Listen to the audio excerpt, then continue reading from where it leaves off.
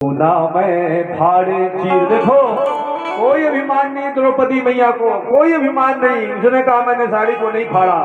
प्रभु मैं न फाड़े चीर, पीर देख कर अधीर, भागे ही स्वयं नाथ, चीर छोड़ भागे हैं। भैया मैंने कुछ नहीं किया, मेरी साड़ी के धागे ही आपके दुखों को देखकर साड़ी छोड़कर सब भाग गए, मैंने फाड़ा नहीं। ऐसी द्रौपदी की निष्ठा देखी तो समर्पण देखी तो कहा द्रौपदी मैं तेरा कर्जदार हो गया। तूने आज इस आपातकाल में मेरी ये सेवा की, सहायता की, समय आने पर बहना मैं जरूर इसका बदला चुकाऊंगा। उन्हीं धागे के बदले आज भगवान ने स्वयं आपको साड़ी बना लिया और बसन रूप बन करके द्रौपदी के सिर की रक्षा कर ली। बोल भक्तवत्सल भगवान की जय हो। सज्जनों एक बार संपूर्ण समर्पण जीव के द्वारा भगवान के लिए हो जाए तो भगवान तो अपना सब कुछ लुटाने को तैयार ही रहते हैं। भगवान ने वाल्मीकि रामायण में कहा सकृदेवाय प्रपन्नाय तवास्मीति चायाचते, अभयं सर्वभूतेभ्यो ददामे तद्व्रतं मम सकृदेवाय प्रपन्नाय। एक बार जो कोई मेरी शरण में आके हृदय से कह दे मैं आपका हूँ, भगवान कहते हैं मैं उसको सारे संकटों से तार देता हूँ, समस्त बाधाओं से पीड़ाओं से मुक्त कर देता हूँ। राजसु एक हुआ, आधे दंत वक्र आए, शिशुपाल का मित्र भगवान ने दंत वक्र का वध किया, विदुरथ का उद्धार किया। और बलराम जी तीर्थ यात्रा में गए तो बलराम जी के द्वारा सूत जी का वध हो गया। और उस पाप की निवृत्ति के लिए फिर आगे की उनकी तीर्थ यात्रा बनी, बलकल का उद्धार हुआ और दाऊ जी गए, चले गए तीर्थ यात्रा में। इधर परीक्षित ने प्रश्न किया गुरुदेव आपने करुणा करके भगवान कन्हैया के प्यारे भक्तों की कथा सुना दी, उनके वंशजों की कथा आपने सुनाई और आप अब कृपा करके को ऐसी कथा सुनाओ जिस कथा को आपने अभी तक छुपा के रखा है। भगवान दीन बंधु कैसे बने, दया सिंधु कैसे बने, दीन बंधु भगवान दीनानाथ भगवान की आप कथा सुना दो। तो भैया हम सबको भी यही प्रार्थना करनी चाहिए हमेशा, भगवान दीनानाथ।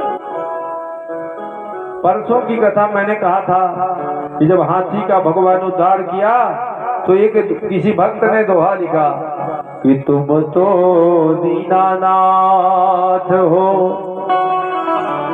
मैं हूँ दीन अनाथ, हाथी वाले हाथ से पकड़ो मेरो हाथ, सियावर रामचंद्र की। हे दीनानाथ हम सब दीन हैं, अनाथ हैं और आप दीनानाथ हैं, तो कभी कृपा करके हमारा हाथ पकड़ लेना, कभी हमें आप अपना बना लेना, ये भाव हो। तो प्रश्न क्या है गुरुदेव आप भगवान के किसी सखा या भगवान के मित्र की कथा बताओ जहाँ भगवान की दीनता को स्वीकार करने का गुण प्रकटित हुआ हो। तो भगवान सुखदेव जी गदगद हो गए। सूत जी कहते हैं विष्णु राते न संपृष्टो भगवान बादरायणी, वासुदेवे भगवती निमग्न हृदयो ब्रवीत। कुछ पल के लिए सुखदेव जी भगवान वासुदेव की भक्ति में डूब गए। ये कितना सुंदर प्रश्न परीक्षित का है। बोले कैसे इसकी बुद्धि में नई नई भावनाएं, नए नए भाव, नई नई श्रद्धा। बोले भगवान की सखा, भगवान की मित्र की कथा सुनाओ। इतना सुनते ही सुखदेव जी महाराज भगवान की करुणा को याद करके भक्ति के सागर में डूब गए, फिर अपने आप को संभाला, मैं ही डूब जाऊंगा तो परीक्षित को कथा कौन सुनाएगा? अरे वक्ता ही सो गया तो श्रोता को कौन जगाएगा? सुखदेव जी प्रसन्न हो गए। अब भगवान की सखा की कथा आप सबको सुननी है। तो सखा और मित्र में थोड़ा अंतर होता है। मित्र कभी मिलता है चला जाए, लेकिन सखा कौन है? सहैव ख्यायते इति सखा, साथ में ही प्रसिद्धि को प्राप्त किए हो उनका नाम सखा। कैसे? भगवान के साथ दीपन गुरु के चेले हैं, सुदामा जी भी और भगवान कृष्ण जी, इसलिए सहैव ख्यायते, एक साथ प्रसिद्ध हो गए कि शादीपन महाराज के शिष्य हैं। दूसरा सहैव खादति, एक साथ भोजन करें। सहैव खेलती असौ सह सखा, ये सखा है। आज परीक्षित कहने लगा, महाराज गुरुदेव मैं ये समझता हूँ जीवन कैसे धन्य होगा। सवा गया तस् गुणान गृणीते करौ च तत्मको मनुष्य स्मरेद स्थिर जंग में सु शृणोति तत् कथा सकर्ण। जो भगवान के गुणगण को गाए वही है, धन्य है। मन है जो मन का मनन करे, चिंतन करे। सिर वही, ये सर वही धन्य है जो गुरु के चरणों में, संतों के चरणों में, भगवान के चरणों में झुके और बोले कथा। कान वो धन्य है। आज आप सबके कान धन्य है। कान कौन सा?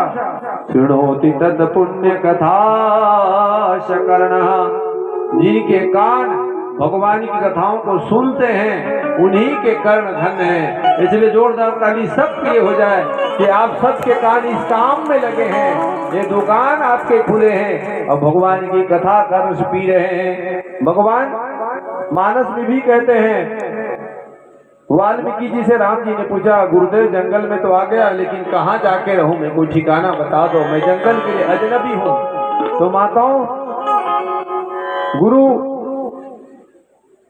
ने आज उत्तर दिया वाल्मीकि जी ने, हे राम आप कहते हो कहाँ रहूं, तो मैं आपको बता रहा हूं। क्या? जिनके श्रवण समुद्र समाना, जिनके श्रवण समुद्र समाना, जिनके कान समुद्र के समान है। भाई समुद्र तो बहुत बड़ा है, हमारा कान तो छोटा है, लेकिन ये कान छोटे हुए पता है कितना विशाल है, कितना आगाध है। डायमंड बताओ, कक्का कन गोठ बात सुन चुके अभी तक, और कक्का सुन सकत कोई बता सके कक्का जीवी खेलने में ला? ये सागर जैसा है, दिखने में छोटा है, लेकिन भगवान ने इसमें इतनी शक्ति भरी है, पता नहीं इसमें